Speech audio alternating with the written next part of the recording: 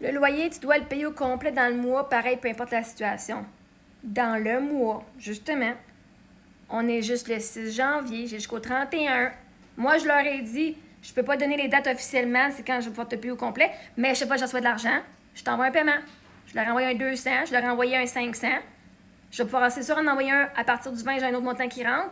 Puis si j'ai d'autres argent qui rentrent, je vais pouvoir leur en envoyer. Et oui, je leur ai dit, par le 31, c'est clair que tu l'as. Je t'en donne ma parole.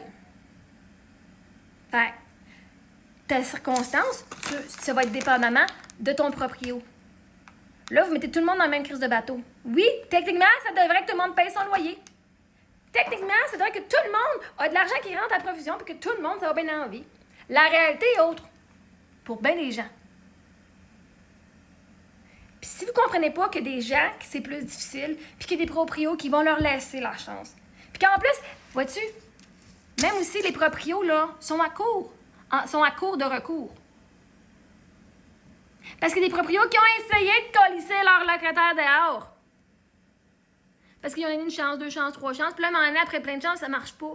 Puis là, ils sont en cours pour les envoyer dehors, puis ça marche pas. Fait que moi, je sais que j'ai pas envie d'amener ça à mes propriétaires. Je les ai à mes propriétaires. Puis mon but, c'est de les payer. Puis je vous le fais aussi. Fait que comme tu as dit, il doit être payé au complet dans le mois. Ben là, vous paniquez. Oh my God! Le mois vient de commencer, l'argent va rentrer, je vais les payer. Fait que calmos, ça. Chris, vous faites stresser mes propriétaires, là. OK? Calmos.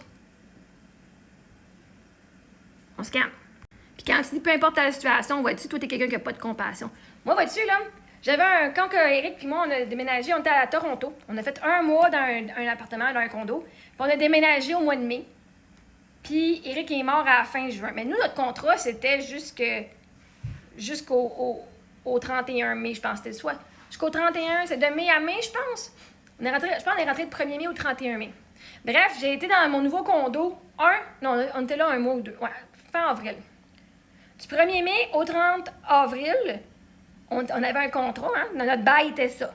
Là, si on allait avec toute la gang de petites mémères ici, comme ça, tout, ton contrat, c'est 12 mois, faut que tu payes ton contrat 12 mois, peu importe ta situation. OK, ben vois-tu, mon mari est mort le 29 juin. Puis là, j'ai dit au monsieur, mon mari est mort, malheureusement, je ne vais pas rester ici. Je n'allais pas payer 12 mois de location dans un appartement que j'avais pas les moyens de payer. Je m'excuse, là. Ben, en fait, je les avais les moyens, je n'allais pas rester à Toronto pour une autre année avec pas de support. C'était clair, je n'allais pas rester là. Fait que j'ai eu la chance d'avoir un assez bon propriétaire si j'avais la chienne que je pouvais pas canceller mon bail. OK? Puis je savais pas que tu pouvais sous-louer. Puis quand j'ai dit mon mari, il était mort, il dit « Oh my God, mes sympathies. » Il dit « Ben non, mais c'est normal, c'est bien correct, là. Je pense que j'ai même pas eu besoin de payer mon dernier mois. » Il dit « C'est correct. Inquiète-toi pas du renouvellement. » Fait que toi, quand tu dis peu importe la situation, là, asti, t'es chiant. Asti, va-t'en pas là-dedans parce que faut quand même que t'aies un cœur. Faut quand même que t'aies un cœur parce que si t'es pas capable de connecter avec le monde qui sont chez vous, c'est des êtres humains. Okay? C'est pas des fucking robots.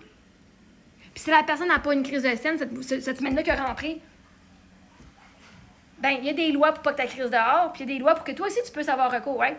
Ça marche des deux bords. Fait que quand tu t'en vas devenir propriétaire, c'est un des risques, malheureusement. C'est comme quand tu vas investir ton argent sur le marché boursier. Il y a des risques, tu fasses full de cash, puis il y a des risques, tu n'en fasses pas. Fait que quand tu vas te prendre une hypothèque là, pour avoir un loyer, là, des fois, ça se pourrait que tu n'aies pas personne qui habite dedans. Ça se peut. Il va y avoir des mois, ça se peut. Tu connais pas la situation des gens. Même si la personne elle veut tout te donner tous les mois, ça arrive qu'après 4 ans, il y a un mois qui a de la misère. Puis le monde, il y en a qui vont frauder, mais c'est pas la majorité. OK? C'est pas la majorité. Fait que oui, moi, quand tu parles à quelqu'un, moi, j'ai donné ma parole, puis je vais m'assurer que ma parole, je la donne, puis que je la suive. Puis je leur ai dit, en ce moment, je peux te le donner à l'avance, je peux te donner cette date-là, mais je te promets, je te paye ce mois-ci. Parce que justement, j'étais propriétaire avant. Puis je comprends d'avoir la compassion, puis je comprends d'avoir de l'amour, mais je comprends aussi que j'ai choisi d'être ici, puis d'assumer ces coûts-là. Puis je m'assure que mes factures sont payées, puis que mes dettes sont payées. Est-ce que ça veut dire qu'il y a un délai ce mois-ci? Oui. Ça veut pas dire que c'est pas payé, par contre.